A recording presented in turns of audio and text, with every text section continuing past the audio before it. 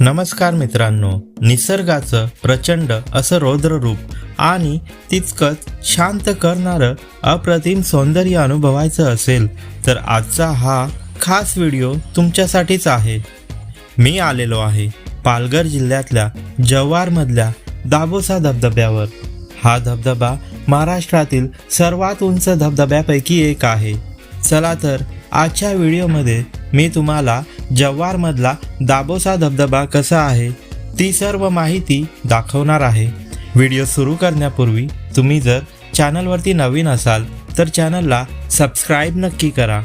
चला तर मग या उंच कड्यावरून पडणाऱ्या अलोट आणि भव्य सौंदर्याचा दाबोसा धबधब्याचा अनुभव घेऊया. दाबोसा धबधबा जवळपास 300 फूट उंचीवरून कोसळतो. पावसाळ्यात याचं रूप पाहण्यासारखं असतं.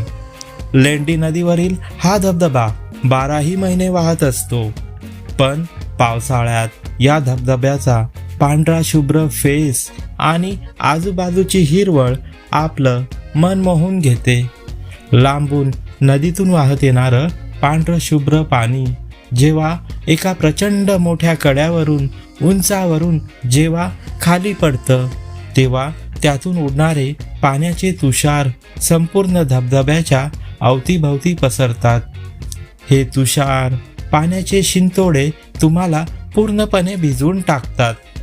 तेव्हा तो अनुभव शब्दात व्यक्त करण्यासारखा नाही. त्यासाठी तो अनुभव घेण्यासाठी तुम्हाला इथे यायचं आहे. आता मी तुम्हाला सांगतो की जव्हारमधल्या या वॉटरफॉलपर्यंत कसं पोचायचं. दाबोसा धबधबा जव्हारपासून साधारण 20 किलोमीटर अंतरावर आहे. मुंबईपासून या ठिकाणाचं अंतर साधारण 150 ते 160 किलोमीटर आहे, तर पुण्यापासून ते अंतर साधारण 250 किलोमीटर आहे. आता दाबोसा वॉटरफॉलला येण्यासाठी तुम्ही तुमच्या स्वतःच्या गाडीने किंवा एसटीने लालपरीने जव्हारला येऊ शकता. तिथून खाजगी रिक्षा करून तुम्ही इथपर्यंत पोहोचू शकता. जव्हारपर्यंत येताना जव्हारचे घाट रस्ते आणि आजूबाजूचा सुंदर निसर्ग, मनमोहक वातावरण हे सारं तुम्ही पाहू शकता. या प्रवासात या परिसरातला आजूबाजूचा निसर्ग पाहताना तुमचा प्रवासातला थकवा सहज निघून जाईल. तर तुम्ही या ठिकाणी नक्की या आणि इथल्या सुंदर निसर्गाचा पुरेपूर आनंद घ्या. पण त्याचसोबत तुम्हाला इथे आल्यावर तुम्हाला तुमची स्वतःची आणि आपल्यासोबत जे आहेत त्यांची सुद्धा काळजी घ्यायची आहे बरं का. कारण हा धबधबा पावसाळ्यात प्रचंड मोठ्या प्रवाहाने वाहत असतो. जरी इतर ऋतूमध्ये तुम्ही आलात तरी सुद्धा आकर्षक वाटणाऱ्या या दाबोसा धबधब्याच्या कुंडात किंवा पाण्याच्या प्रवाहाजवळ जाऊ नका. मित्रांनो, दाबोसा धबधब्याच्या पायथ्याशी जाण्यासाठी तसं तर खूप साऱ्या पायऱ्या आहेत, पण पावसाळ्यात त्या पायऱ्या आणि तिथे जाण्यासाठीचा रस्ता खूपच निसरडा आणि चिकट होऊन जातो. तिथे पाय घसरण्याची मोठी शक्यता असते. म्हणून इथे येताना तुम्ही सावधगिरी नक्की बाळगा. अशा ठिकाणी येताना ट्रेकिंग शूज किंवा चांगली पकड असलेली चप्पल वापरा. त्यासोबत इथे जंगल भाग आहे. या भागात फारशी दुकानं नाहीत, खाण्यापिण्याची मोठी सोय नाही. त्यामुळे स्वतःची पाण्याची बाटली आणि काही स्नॅक्स खाण्याच्या वस्तू सोबत ठेवा किंवा जव्हार गावातूनच खायला सोबत घेऊन या. आणि शक्यतो अशा सुंदर ठिकाणी स्वच्छता सुद्धा राखा. दाबोसा धबधबा पाहण्यासाठी फारच सुंदर मनमोहक आहे.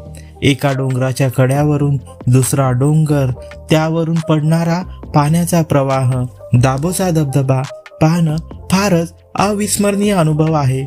पण ते सारं काळजी घेऊनच. शक्यतो धबधब्याच्या मुख्य प्रवाहात जाणं टाळा, कारण पाण्याचा वेग खूपच जास्त असतो.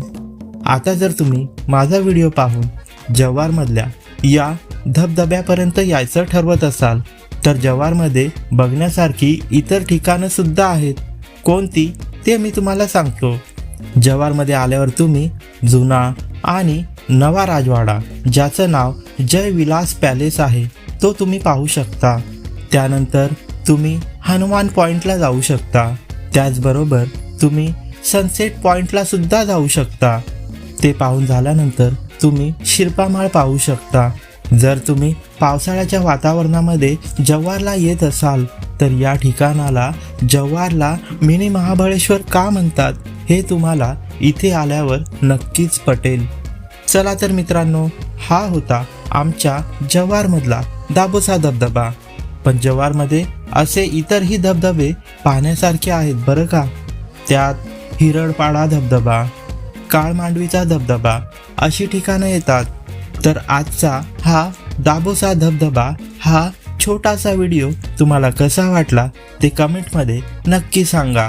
जर तुम्हाला निसर्ग आवडत असेल तर व्हिडिओला लाईक नक्की करा, मित्रांसोबत हा व्हिडिओ शेअर करा आणि अशाच नवनवीन भटकंतीसाठी आपल्या चॅनलला सबस्क्राईब नक्की करा. भेटूया पुढच्या व्हिडिओमध्ये. तोपर्यंत काळजी घ्या आणि नवीन नवीन ठिकाणं फिरत राहा. धन्यवाद.